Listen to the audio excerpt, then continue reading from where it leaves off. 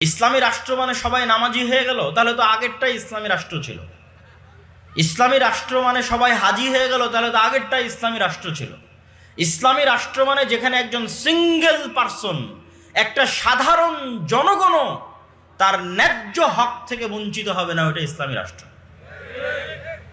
সেই দিন একজন পুলিশ খারাপ ব্যবহার করেছে আর্মির মেজরের সাথে, পরে পুলিশ আর্মির পা ধরে ক্ষমা চাচ্ছে, তো এটা ইসলামী রাষ্ট্র না। একটা রিক্সা চালকের সাথেও যদি অন্যায় আচরণ করা হয়, তো রিক্সা চালকের পা ধরে ক্ষমা চাইতে হবে, এটা ইসলামী রাষ্ট্র। আর্মির পদে আছে, এমপিতে আছে, এই জন্য তার সাথে অপরাধ হবে না, আর যে রিক্সা চালিয়ে বেড়াচ্ছে তার সাথে অপরাধ হবে, এর নাম ইসলামী রাষ্ট্র নয়।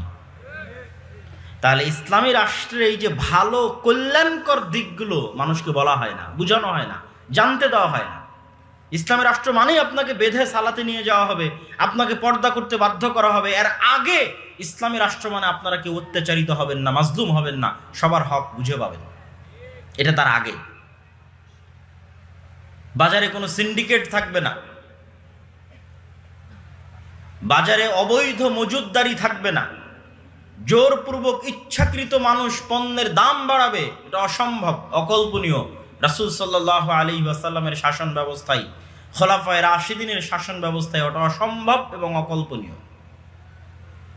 বাজারে কোনো সিন্ডিকেট থাকবে না, অবৈধ মজুদদারি থাকবে না, বাজার তার স্বাভাবিক অবস্থার উপর দাম নির্ধারণ হবে, যেমন চাহিদা যেমন যোগান তার উপর ভিত্তি করে বাজারে স্বাভাবিক অবস্থার উপর ভিত্তি করে দাম নির্ধারিত হবে। আরো অসংখ্য পয়েন্ট আছে ইসলামী রাষ্ট্রের। আপনি সুদ মুক্ত ঋণ ব্যবস্থা পাবেন। সুদী ঋণ ব্যবস্থা মানুষকে গোলাম বানায়। আজকের আমরা ইউরোপ এবং আমেরিকার শাসন ব্যবস্থার যদি প্রশংসা করি, কিন্তু একটা জিনিসের অবশ্যই নিন্দা করতে হবে, যে চলমান আমেরিকা এবং চলমান ইউরোপেও যদি ইসলামী শাসন ব্যবস্থা প্রতিষ্ঠিত হয়, তো তারা ইউরোপের মানুষ এখনকার চাইতে ভালো থাকবে। তো আপনি বলবেন, আব্দুল্লাহ ভাই এটা বেশি বাড়াবাড়ি হয়ে গেল না?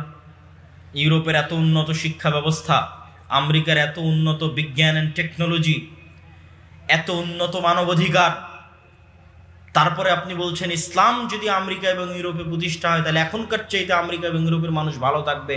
কোন অর্থে, কোন সেন্সে? এখনকার আমেরিকা এবং এখনকার ইউরোপে যদি সব কিছু থাকে, একটা জিনিস নাই, মানুষের অর্থনৈতিক স্বাধীনতা নাই। এটা আমি আপনাকে বোঝাতে পারবো না। যে ইউরোপে বসে আছে, আমেরিকায় বসে আছে, যে গেছে, সে বুঝতে পারবে যে অর্থনৈতিক স্বাধীনতা কিভাবে নাই। আপনি একটা সারা জীবনের ইনকাম দিয়ে একটা জমি কিনতে পারবেন না, সারা জীবনের ইনকাম দিয়ে একটা বাড়ি করতে পারবেন না সরকারের কাছ থেকে লোন নেওয়া ছাড়া। সারা জীবনের ইনকাম দিয়ে আপনি আপনার সন্তানকে পড়াবেন লোন মুক্ত অবস্থায়, খুব কঠিন।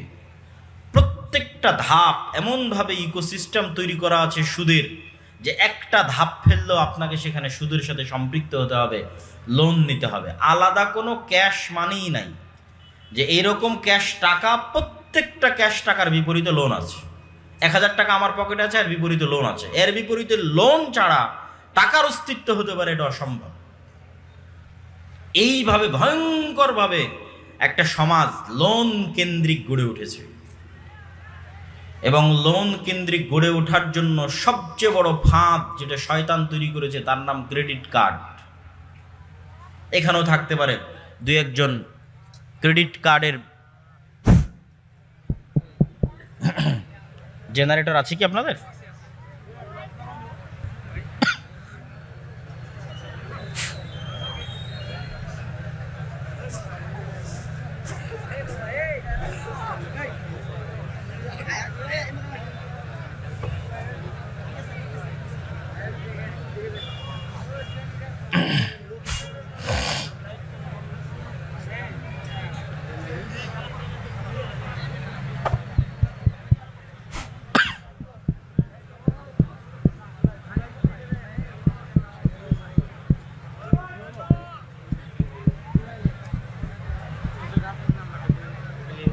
পরে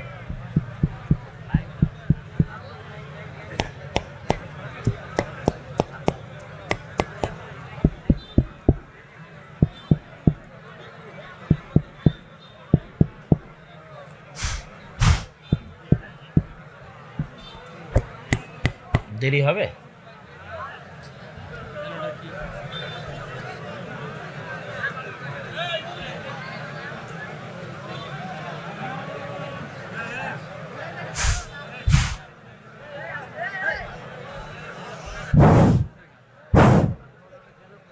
বেশি দেরি হলে মানুষ আবার উঠে যাবে।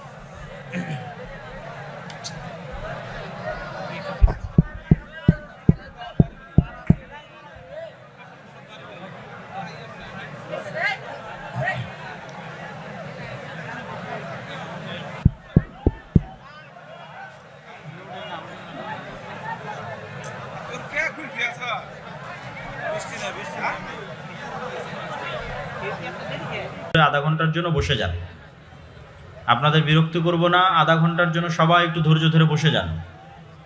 যারা হেঁটে বেড়াচ্ছেন, পিছনে দাঁড়িয়ে আছেন, সবাই বসে পড়েন। 5 মিনিট, 10 মিনিট, 20 মিনিট, তারপর 30 মিনিট, তারপর বাড়ি চলে যাবেন ইনশাল্লাহ। তো আমরা আলোচনা করছিলাম ইসলাম মানে শুধু জোরপূর্বক সালাত আদায় করানো হবে, জোরপূর্বক পর্দা করানো হবে, বিষয়টা এমন নয়। ইসলাম মানে সবার আগে আমার এবং আপনার অধিকার নিশ্চিত করা হবে। তো এই জন্য আমাদের প্রয়োজন আছে ইসলামের, এবং পৃথিবীর সর্বোন্নত শাসন ব্যবস্থা ইসলাম। আর সর্বশেষ যে পয়েন্টে আলোচনা করছিলাম যে আমেরিকা ইউরোপের চাইতে উন্নত শাসন ব্যবস্থা ইসলাম কেন? আমেরিকা ইউরোপে কি নাই বলেন তো? অর্থনৈতিক স্বাধীনতা নাই, সুদ ছাড়া আপনি কিছু করতে পারবেন না। আর ইসলাম আপনাকে অর্থনৈতিক স্বাধীনতা দিবে, বাজারে অর্থের স্বাভাবিক গতি বিরাজমান করবে। একটু সাইডের বাম পাশে যারা আছেন তারা বসে পড়েন ভাই, সর্বোচ্চ আধা ঘন্টা আলোচনা হবে। আধা ঘন্টার জন্য বসতে সমস্যা নেই তো, বসলেই পরিবেশ ঠিক হয়ে যাবে, আপনারা একটু বসেন। তো এই জন্য আমাদের ইসলামের সামগ্রিক বিজয়ের দরকার আছে না নাই? আছে। কিন্তু ইসলামের সামগ্রিক বিজয় কিভাবে হবে? কেউ এসে আপনাকে বলবে যে ভোটের মাধ্যমে আমরা ক্ষমতায় চলে যাব, কেউ বলবে আমরা অস্ত্র হাতে নিয়ে ক্ষমতায় চলে যাব।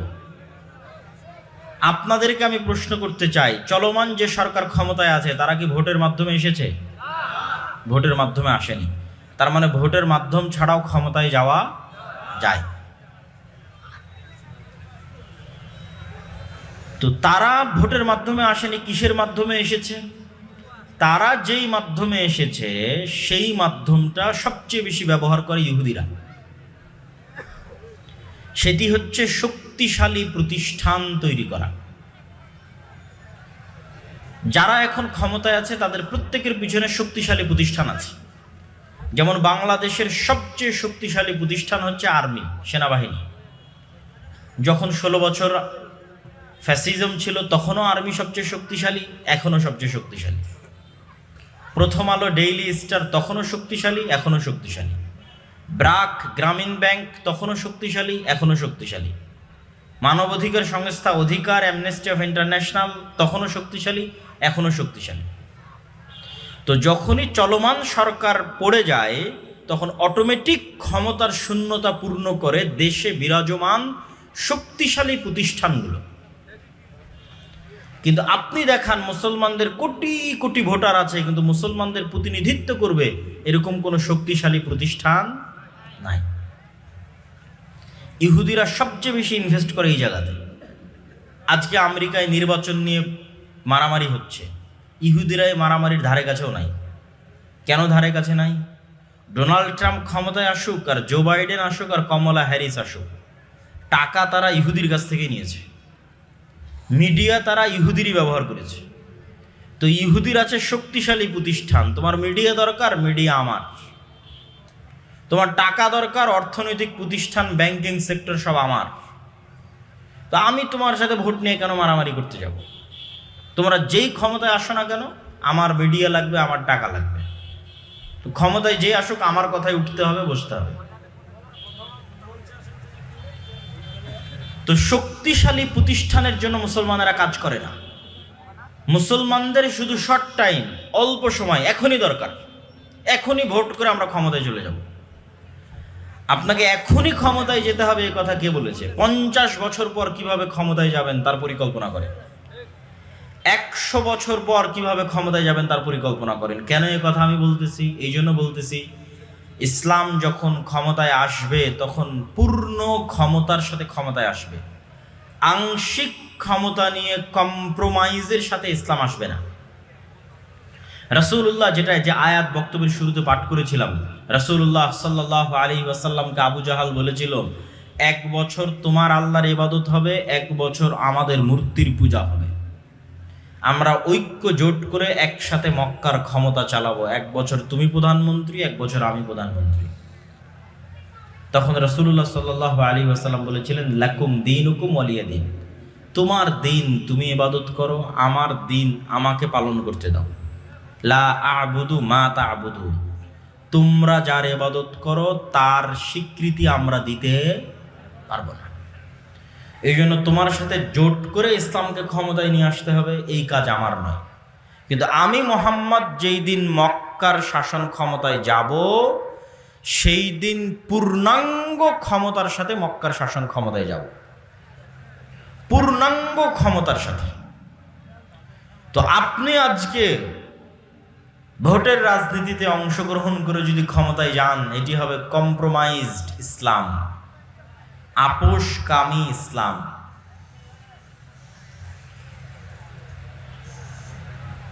তো আপোষহীন ইসলাম পূর্ণাঙ্গ ক্ষমতার সাথে যাবে রাষ্ট্রে, তার জন্য কি লাগবে? তার জন্য শক্তিশালী প্রতিষ্ঠান তো লাগবেই, তারও আগে লাগবে ব্যাপক দাওয়াতি কাজ। এই যে আজকে আমি ইসলামী রাষ্ট্রের উপর আলোচনা করছি, এটা দাওয়াতি কাজের অংশ। কেন বলছি ব্যাপক দাওয়াতি কাজ লাগবে? এখন এই মুহূর্তে যদি ইসলাম ক্ষমতায় যায়, বাংলাদেশের মানুষই আন্দোলন করে নামিয়ে দিবে। কেননা তারাও মন থেকে চায় না যে ইসলাম আসুক এবং ইসলাম এখানে শাসন করুক। এই জন্য আপনাকে গ্রাউন্ড রেডি করতে হবে, মানুষের ব্রেনে দিতে হবে ইসলাম আসলে কি উপকার। ইসলাম আসলে শুধু তোমাকে পিটিয়ে সালাত আদায় করাবে, এটা আগে না? ইসলাম আসলে তুমি মজলুম হবা না, তোমার অধিকার ফিরে পাবা, এটা আগে। তোমার পরবর্তী প্রজন্ম, তোমার ছেলে মেয়ে, পুতি পুতি, নাতি নাতনি, কাউকে তার ন্যায্য অধিকারের জন্য মানুষের দ্বারে দ্বারে ঘুরতে হবে না। সে ন্যায় বিচার পাবে, তার হক বুঝে পাবে, রাষ্ট্র উন্নত হবে, দুর্নীতি মুক্ত হবে। এটা ব্যাপক দাওয়াতি কাজ লাগবে। এখন এই মুহূর্তেও যদি আল্লাহ সুবহানাহু ওয়া তাআলা কোনো নবী পাঠাতেন, সেই নবী কি করতেন বলেন তো? দাওয়াত দিতেন। আর নবীরা নিজ নিজ যুগের সবচেয়ে শক্তিশালী শাসকের কাছে দাওয়াত নিয়ে গেছে। মূসা আলাইহিস সালাতু ওয়াস সালাম তার যুগের সবচেয়ে বড় স্বৈর শাসক ফেরাউনের কাছে দাওয়াত নিয়ে গেছে।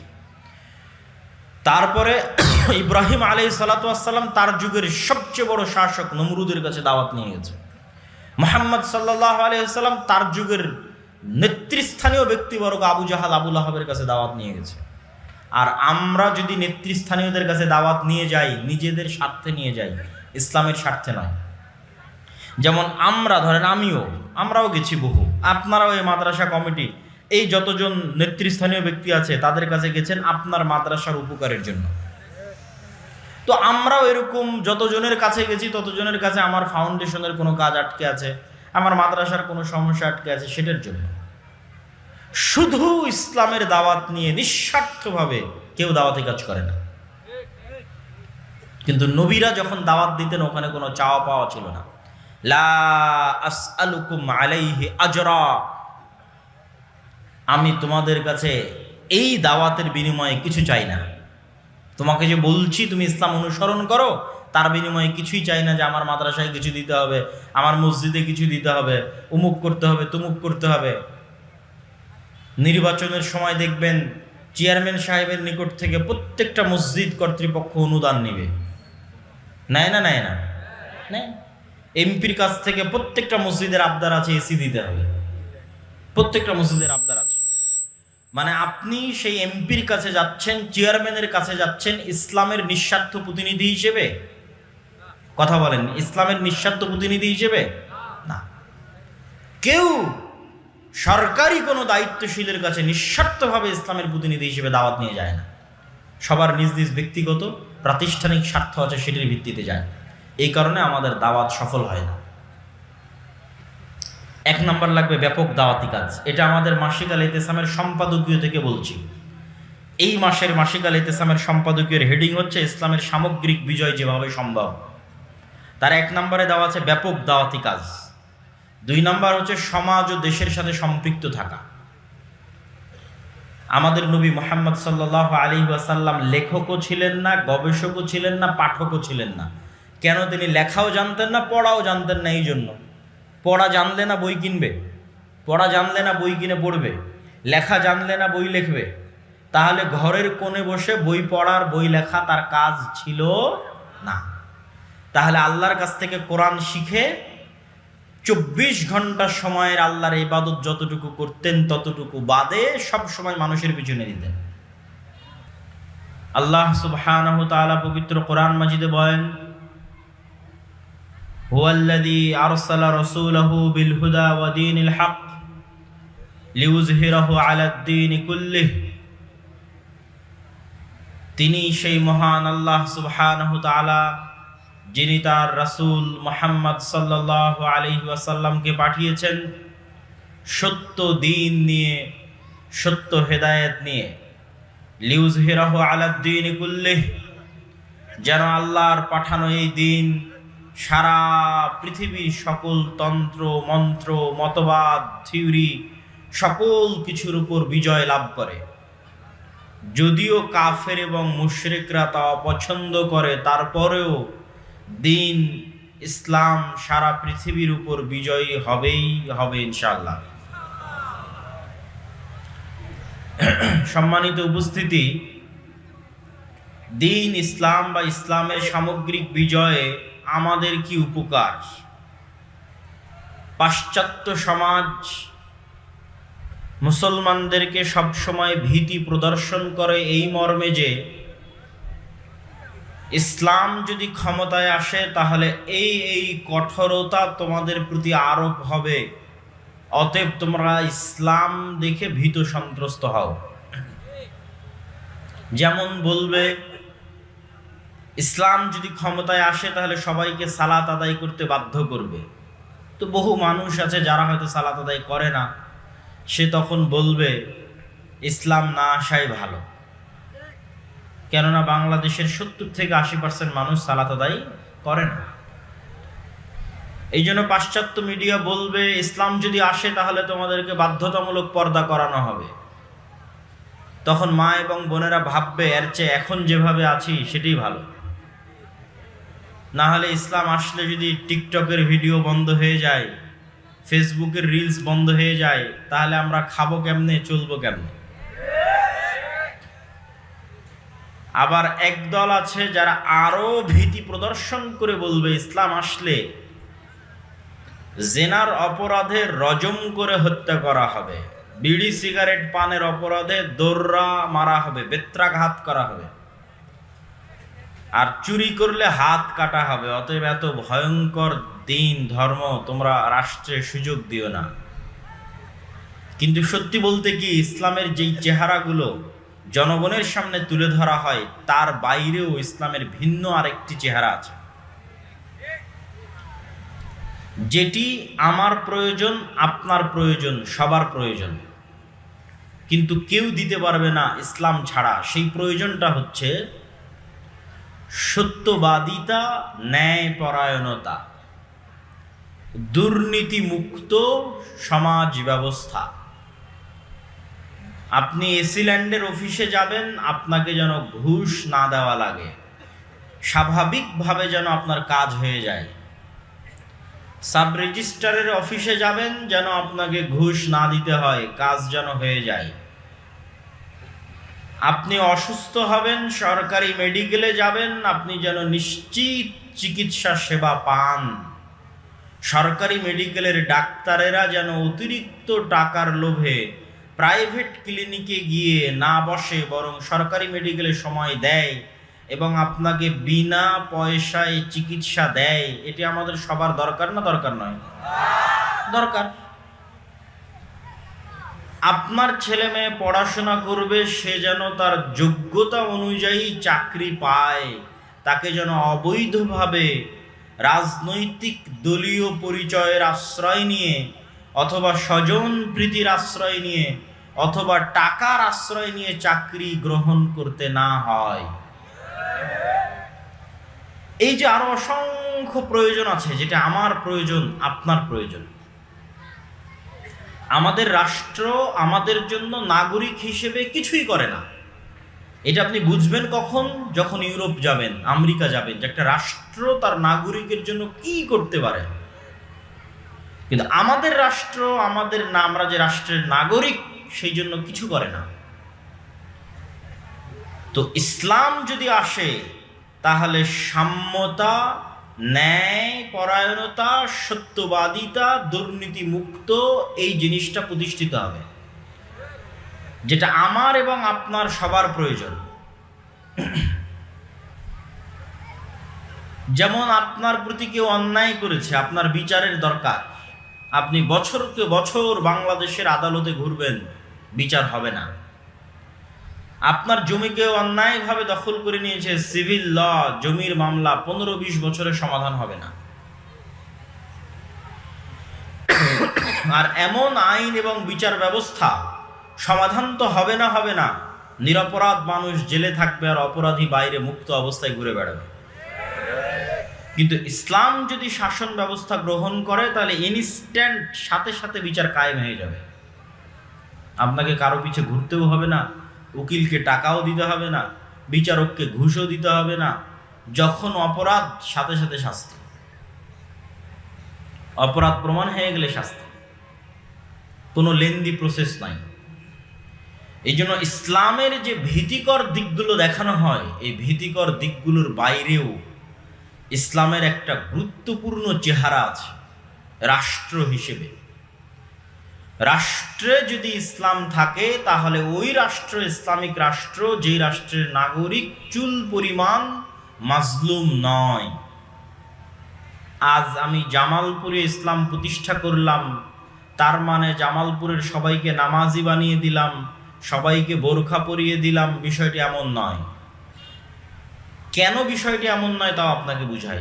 গত 16 বছর এইরকম জালসার যে এগুলো থাকে, পোস্টারগুলো থাকে, এইরকম জালসার পোস্টারে মসজিদের কমিটিতে, মাদ্রাসার কমিটিতে ছিল না, পোস্টারে প্রধান অতিথি, বিশেষ অতিথি ছিল না, এরকম কোনো OC, DC, AC land, sub registrar, chairman, member, সচিব, এমপি আছে? নাই।